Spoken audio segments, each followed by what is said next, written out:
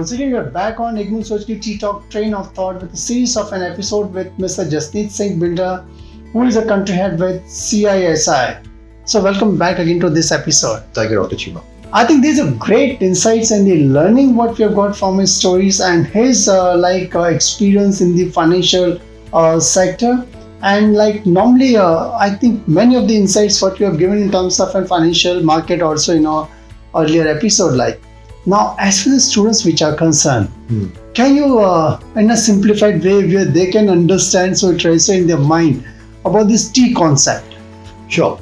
So basically, I'm sure everyone knows the alphabet T, right? So the concept of T is that you have to have good knowledge in each and every area, right? We briefly spoke about the foundation. Foundation, what the foundation does is it gives you good knowledge on the economic environment, gives you good knowledge on various asset classes, on various stock markets around the world. So that's your horizontal line, right? Where you are getting good knowledge in each and every area. And the vertical line of the T means that you need to have a super specialization in one area in which you need to be a master.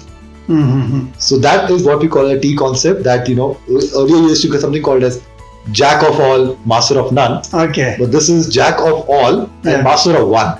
Okay, good, great. So it's a simplified concept which is thrown as in T. I'm sure you should know about each and every aspects of a finance as a horizontally which is concerned, and T vertically more specialized aspects. Now, Mr. Jasneet, according to you, what are the challenges in the financial services? I'm sure there's a lot of competitions. Can you throw some light on that? So, of course, competition is a very big challenge. There are more and more complex processes which are coming up. How do you manage the processes? That's a big challenge. Also, competition from various other entities which are entering the market is another one. There is again always a fight for business. That's always been a very traditional practices. Yeah. I think one challenge which I would also like to highlight is the challenge of cyber threat and cyber security, and more so over right now, for a simple reason, when the COVID situation occurred, 2020, a lot of offices and corporates started moving to work from home, right? So when you're working in a office environment, your systems are properly locked, password protected. There are firewalls, restrictions. There are a lot of things there are a lot of sites you can't open, So everything, and you have an IT in-house team kind of watches that. When the processes moved from work from home, the firewall restrictions were not as strong. And as a result, there were a lot of cyber threats and cyber attacks which happened. So, those things are getting solved right now. But the cyber attacks from third worlds and all these things are a challenge. One of the biggest challenges which one has to also be prepared for. Okay. So, and what do you have to say about the culture shift? Also, is one of a challenge. I would not call it a challenge. I would call it more like a good thing. A lot of emphasis right now for corporates is on diversity, equality, and inclusion. We call it DEI, right? So there is a very strong message being sent across that when you're hiring, you should only look at the talent and not from which diversity the person comes from, which culture the person comes from, the person is specially abled, or not.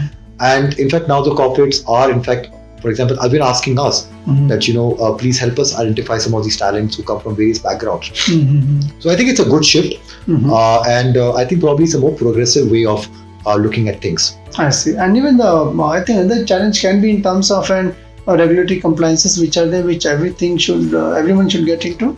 Well, regulatory challenges have been there, forever. And again, I think it's more like a watchdog kind of an approach. It's like, doing things in a right way. And it's always good to have someone, keeping an eye as to, what is happening.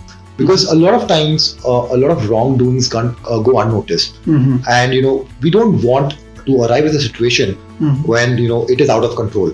Correct. So it's always good that regulatory and compliances are kept very close to each other, and there's always like a regulator keeping a close eye and watch on what is being done in various businesses, and it's being done in the right way. Okay. And about this, I think there's a changing business model also. What do you say about that?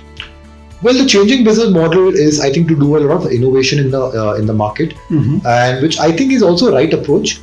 We always feel that the more competition you have in the market, it's always beneficial for the end consumer, because the pricing is much better. Right. It also allows you to kind of get more out of any business. So I think the innovation challenge, the change in business models, is something that you have to keep updating, upgrading on an ongoing basis. I briefly give you an example of how we adapted post the COVID, our model of not only going to a test center and giving exam, but having an option where I can sit over here also and take the exam. So I think innovation, adaptability, and adopting those changes and being a part, as you all rightly say, change is the only constant. So I think without naming any particular organizations, but we have seen companies who have failed to adapt to the latest changes and how they have collapsed. They could be a market leaders at one point of time, but because they have not innovated and they have not adapted to the latest technology or changes, we have seen them not being a part of the markets anymore now. I see. And even I think the major aspects of customer retention is the biggest challenge for everyone.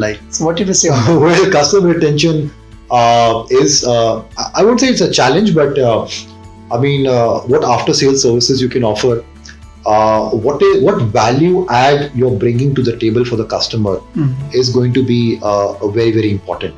In simple layman's term, if you are my customer and if you're coming to me, I'll be very good to you at the time of selling you a product. But if I can't give you after sales services, or if the product is not up to the mark and I cannot replace it, then you will not come back to me. Yeah. So automatically I've lost the customer.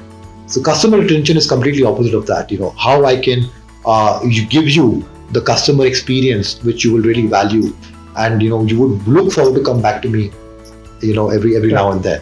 So, great. I think it's in this episode it's a great insight in terms of for our students and the practitioners to understand the T concept.